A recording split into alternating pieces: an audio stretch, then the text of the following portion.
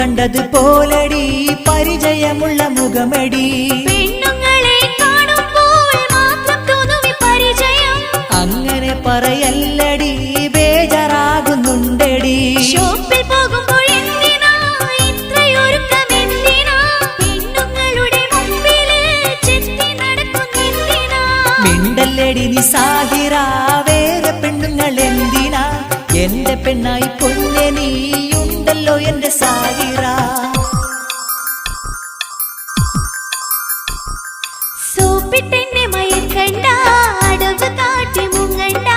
ഇന്ന് നിങ്ങളെ കൂടെ ഞാൻ ഷോപ്പിലേക്ക് വന്നിടാം അയ്യോ എന്റെ സാഹിറ